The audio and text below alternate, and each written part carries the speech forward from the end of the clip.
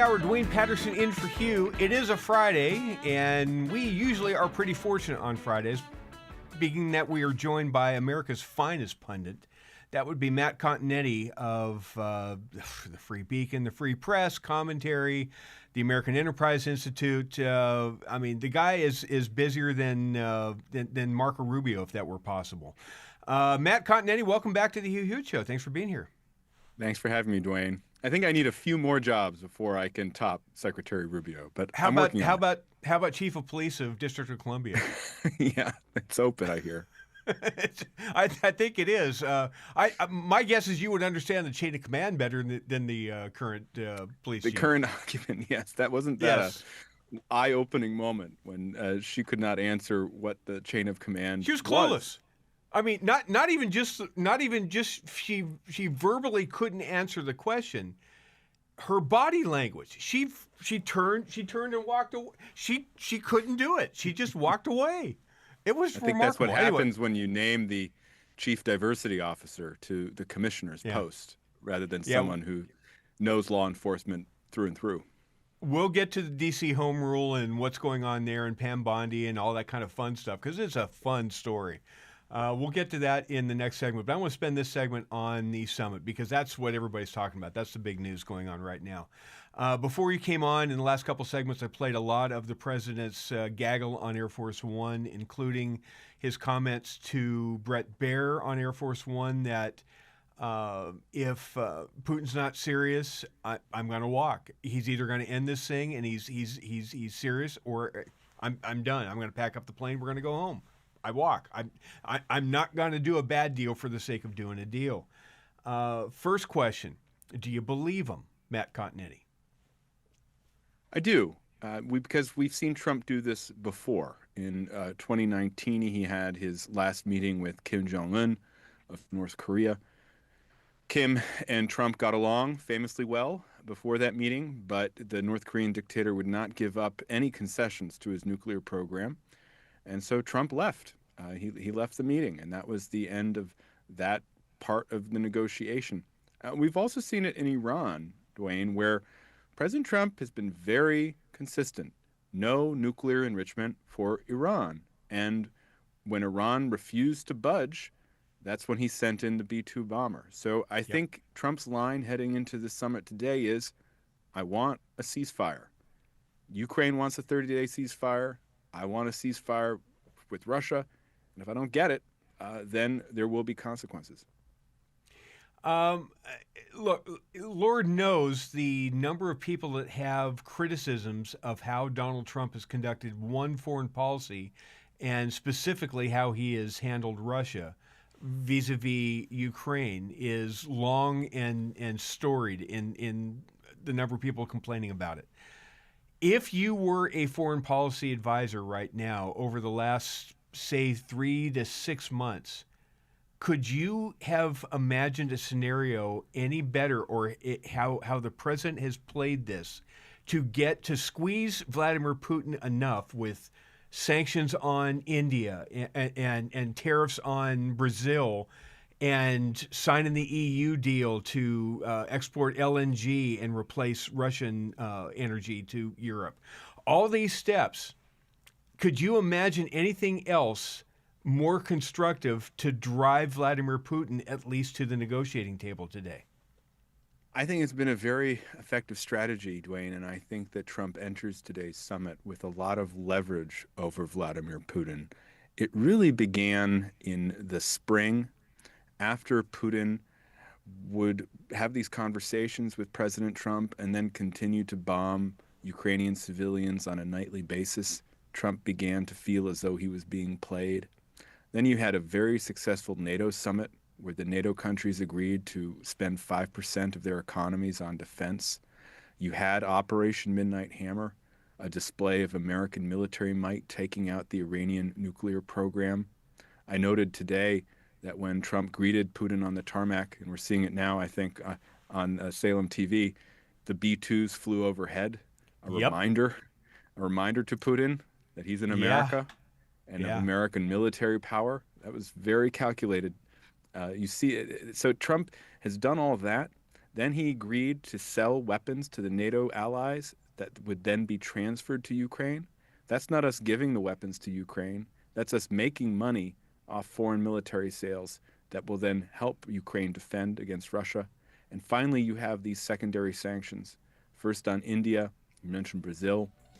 India is particularly important because it's a Russian ally. This is how Trump has put the squeeze on Putin. This is why the two are meeting in Alaska today. I agree 100%. We will be back after the break with a lot more with Matt Continetti. Stick around. Dwayne Patterson in for Hugh. More from the summit, more on what's going on in D.C.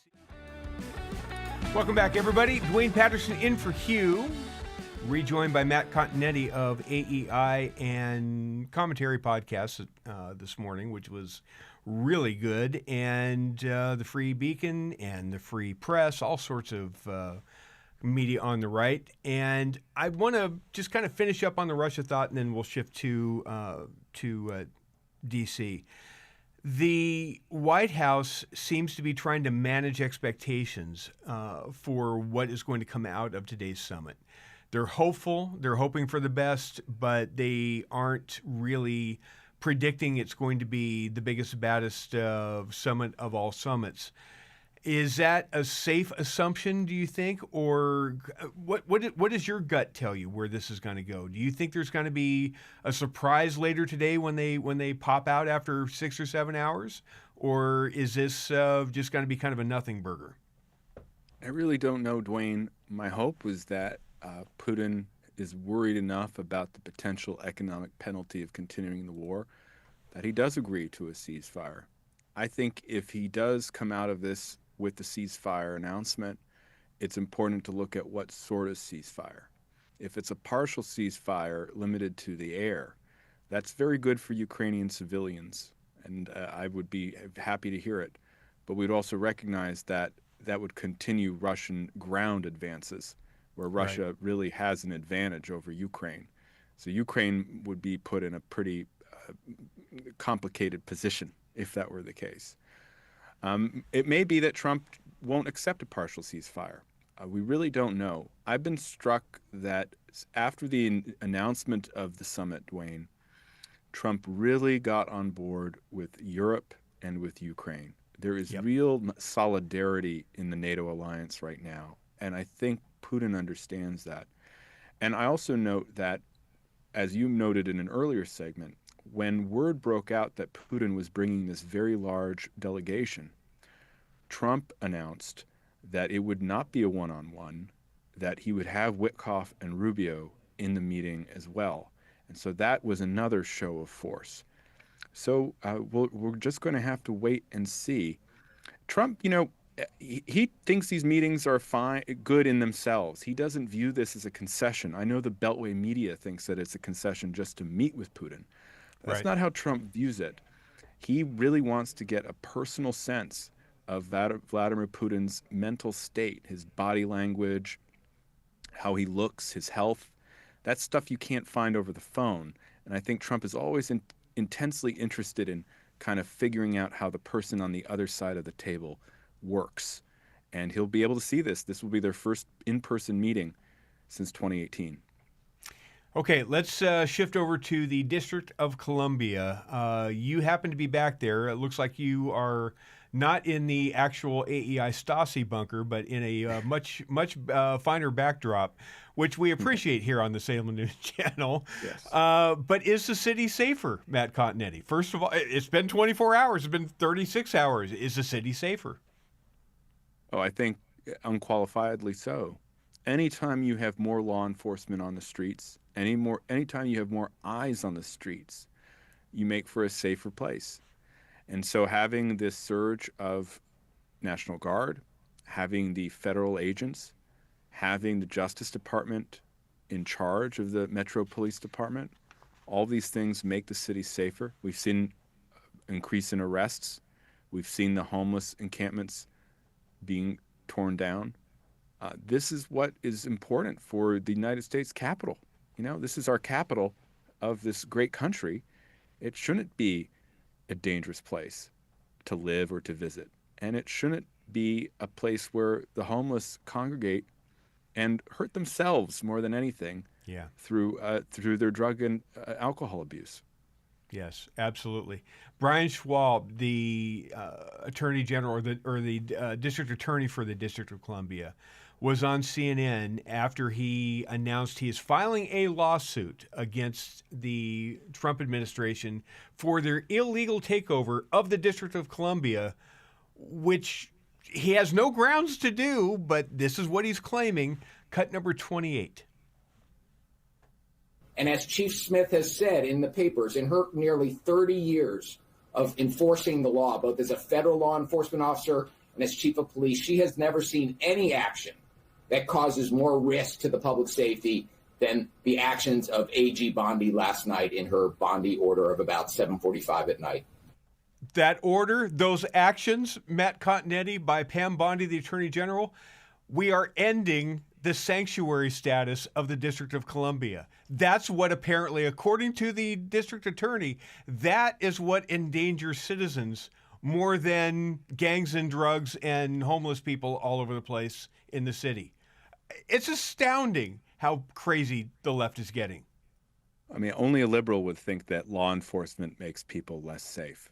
And it's the sort of curlicue logic that has made not just the District of Columbia, but so many cities run by Democratic, blue, progressive machines, sites of criminality and places where people just don't feel secure in their belongings or in their person. And Trump lives in D.C. He's a D.C. resident, and he's been bothered by it. Clearly, we had this terrible case of a Capitol Hill intern being shot and killed while he was at McDonald's earlier this year. Yeah. Yeah. We had the recent case of one of the Doge employees being brutally assaulted in the early morning hours when he tried to intervene in a carjacking. And then we just have, as someone who's worked in the city for 22 years, we have these tent encampments that have sprouted up over the past decade and just never seem to go away. Even when the city tries to take them down, they come back again. I think Trump is bothered by all this. He's decided to do something about it. And liberals have completely beclowned themselves by deciding that, no, the status quo is preferable to Trump taking action. Most Americans do not see it that way, Dwayne. Most Americans don't see it that way. Most Americans look at this and say it's about blankety blank time that we're starting to get crime under control in a big city. Matt, I want to hold you over for one more segment if possible, because when we're talking about the left losing their mind and defending the indefensible, your podcast partner, Abe Greenwald, on this morning's commentary pod, had a very fascinating thing to say. I want to play it for the audience to get you to react to it quickly. We'll pick up with Matt Continetti on the other side of the break. Dwayne Patterson in for Hugh Hewitt.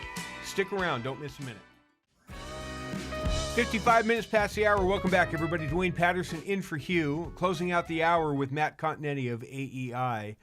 And on the Friday commentary podcast, Matt, your partner Abe Greenwald had a really interesting thing to say.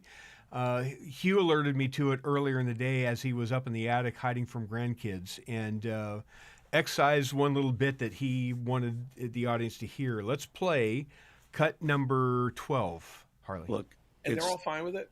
It's this simple. There are millions of Americans for whom any Trump success ruins their lives. It ruins their lives. And they are responding as people who have been broken by events. It started election night 2016, and they have been in a state of ruination ever since. They got a reprieve with Biden, but they are re-traumatized. The fact that he is more popular by a significant margin than he was during his first term, more successful, more productive, won by a much more robust number, they cannot believe it. They can't understand that they are sharing the country with people who don't see things exactly as they do. And that is making them literally crazy.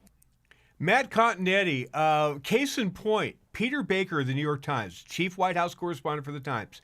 You and I both know Peter Baker, have known him for a long time. I'm assuming you've known him for a long time, right? Yeah, I mean, absolutely.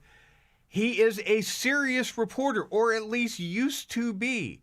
I don't know who Peter Baker is right now, but here's what he put on X just a couple hours ago. Washington's homicide rate is the 11th highest among large U.S. cities, but 8 of the 10 with higher rates are in red states: Mississippi, Alabama, Missouri, Tennessee, Ohio, and Louisiana. Trump has not sent National Guard to any of them. Matt, the District of Columbia doesn't have a governor. Its governor is Congress. It is a federal district. How is this so hard for him to understand? Oh, and by the way, I think all but one of those cities are run by has blue a Democratic mayors. And yes. the Republican was just elected on an anti-crime platform. Look, I think Abe Greenwald was totally right on the Commentary podcast this morning. We have a pandemic of Trump derangement syndrome abroad in the land, and there is no identifiable cure for it. And so a completely legitimate action. Trump has the authority to do what he's doing in D.C. He has the authority to take over the MPD, the Metro Police. He has the authority to deploy the National Guard. It's sending people crazy and driving them to throw sandwiches at federal law enforcement. It's intellectual leprosy. It's just bizarre to watch. Anyway, Matt Continetti, always great to talk to you. Thanks for being here. We will talk to you next week.